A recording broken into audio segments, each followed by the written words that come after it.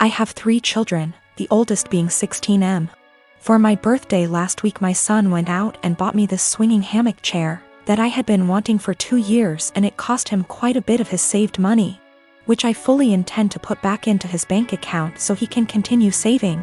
He was so excited to see me open this gift and couldn't wait to help me set it up.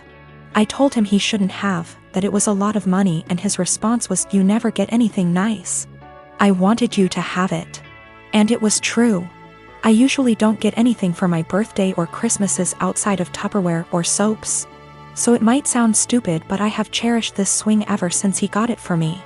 Especially where I finally have something nice that's mine. My sister-in-law comes over once a week to see all of us, and she immediately headed straight for my swing, which my son hooked up on our deck. I told her to please not sit on it, and she said, "Is there a weight limit?" So I told her yes, 250 pounds, and I even showed her the box to confirm. She was not upset about this. She just said, "That's a bummer.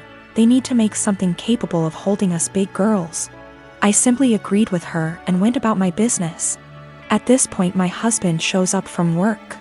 When I went inside to grab us some drinks, her and my husband are talking on the porch, and not even 5 minutes later I hear a loud crash. I go out and sure enough she had sat in my swing, and the crochet netting around the hook snapped on one side, causing her to fall right on her ass. She is sitting there laughing, gets up and says, "I guess I need to learn to listen." So I lost it. As I said above, I literally never get anything nice. Never.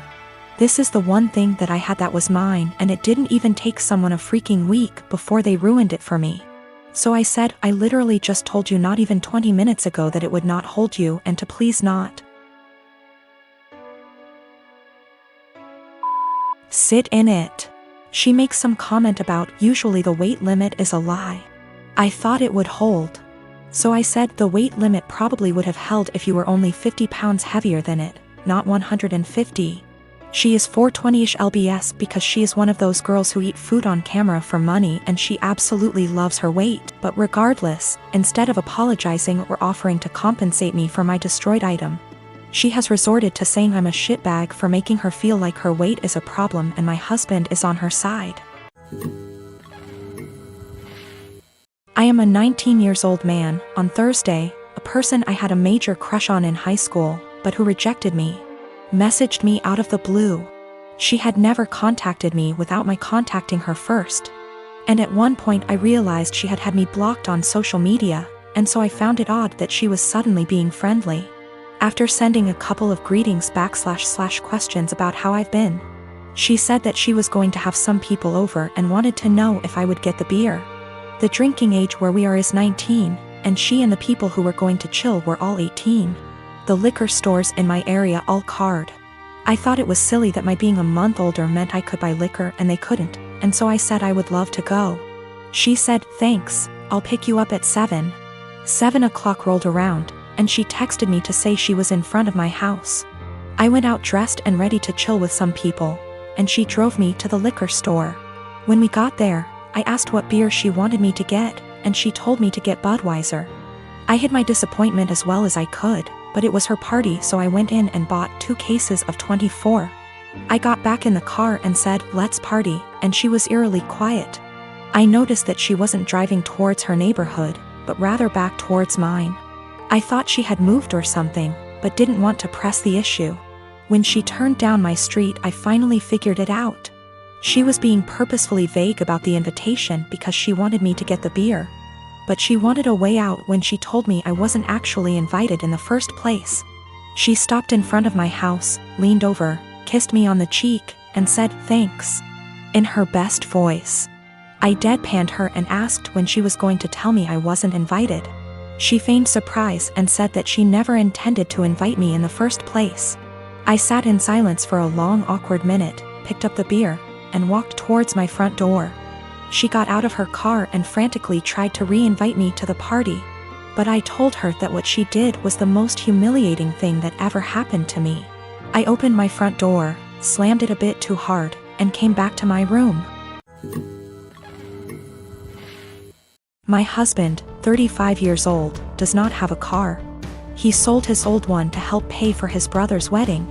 I did not agree on this, but he had this car before we got together, so it's a shared property. Besides that, I have my own car, so that did not affect me till my husband started complaining about having to commute to work and hangout places. He tried to get me to let him drive my car several times, but I stood firm and put a boundary, making him understand that my car will never be driven by him. One of the reasons why is because of how bad his driving is. His brother lives out of town. My husband asked if he could drive my car to the wedding, but I refused, but not because I'm not invited. Another story for another day, because like I said, my car is off limits. He threw a fit, calling me unreasonable to let him take public transportation because he can barely stand it for 10 minutes, let alone hours. I said it wasn't my problem, which irritated him but made him stop arguing about it. The day that he was supposed to travel out of town, I woke at 10 a.m. and couldn't find my car key. I went outside and couldn't find my car either. I was beyond pissed. I called him, and like I expected, he took it and was on his way to the other town. I lost it and told him I gave him no permission to take it for a whole 5 days, and said that if he won't turn around with it and come home, then I'd call the cops and report it missing. His response was, "You wouldn't dare do it 'cause you know what would happen." I hung up on him, then immediately called the police and told them about my situation. I did not tell them my husband took it because they'd think it's a family dispute and decide to not get involved. I just reported it missing. 2 hours later, I got a call from my husband saying he was back in town and was being held at our local police station. I went to the station and talked to the cops. My husband made a scene there, swearing over and over that I gave him permission to take it, and said I was acting out of jealousy and spite because he was going to attend a wedding that I was not invited to. I took my car and went home, but he had to stay a little longer. He came home in the evening and went on a rage fit about how I created an awful situation and almost caused him to miss his brother's wedding. He called me vindictive, bitter, and a lunatic to call the police on him and try to accuse him of stealing my car. He had to leave the same day to be able to be there with his family and decided to extend his stay, and he still hasn't gotten back yet. Right now his mom and brother are blasting me for what happened and calling me spiteful. Let me start off by saying my son, Adam, is 22 years old. Back when my ex-wife, Tori, and I were trying for kids, we found out that I was infertile. We decided we'd adopt, then about 4 months later my ex-wife is pregnant. I was thrilled because I thought maybe the doctor made a mistake. No, I was wrong. My ex-wife cheated on me and I didn't find out until 20 years later. Tori told me 2 years ago that she cheated on me. And we did a paternity test to make sure, and well, he's not my biological son. My ex and I divorced a few weeks later. Ever since my son found out the truth, he wanted to meet his biological father. He did, and they started to become really close. It hurt me much more than I thought it would. He's an adult, he can make his own decisions, but it hurt really bad. They started to bond really well, and all of a sudden Adam became really distant from me. It's been like this for almost a year and a half. I tried to text him to make plans for dinner, and he said he's busy with Chris, biological father. I tried numerous times to connect with him by calling and texting, but he never made plans aside from like a meal every other month. We used to do stuff every other week, but it's been completely different since he found out about Chris. I couldn't stand it. My son, who I raised since he was a baby, treated me like I didn't matter. Anytime we'd actually have plans, he would still be cold and distant. What I mean by that is became much more defensive of his personal life. I'd ask him how classes or friends were and he'd just say they were fine but never go deeper than that. He also changed his major from econ to computer science and didn't even mention it to me until a year later. I told him how much he was hurting me because of how distant he was, and he apologized and said he'd do better.